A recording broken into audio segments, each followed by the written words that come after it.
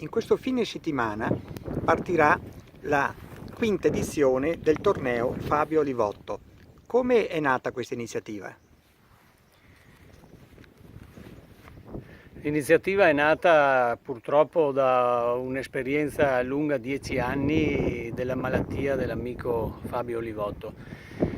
Noi siamo rimasti un gruppo di amici di Fabio, amici calciatori, siamo rimasti colpiti dai 10 anni della malattia chiamata SLA, che ha colpito Fabio a 40 anni e poi a 50 anni è deceduto.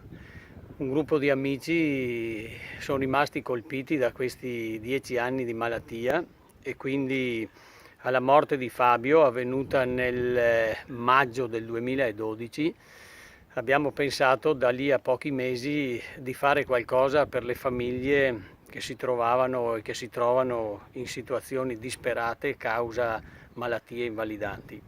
Ecco, noi a settembre-ottobre di quello stesso anno ci siamo guardati negli occhi e abbiamo deciso di fare appunto qualcosa per famiglie in difficoltà.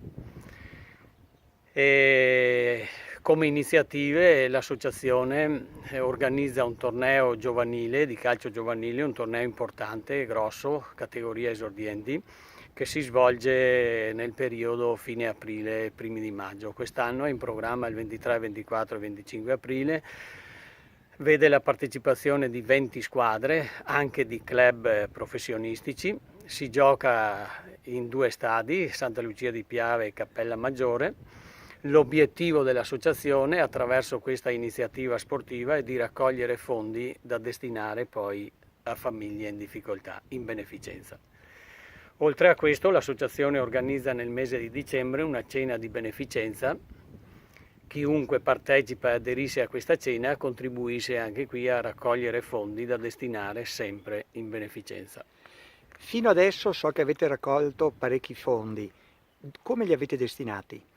Ecco, abbiamo raccolto in 4 anni, abbiamo donato 53.000 euro, 40.000 euro a famiglie, quindi una quindicina, credo 13 famiglie del territorio locale, e abbiamo aiutato un'associazione qui nel territorio, Associazione Viezer, che opera da tantissimi anni con disabili.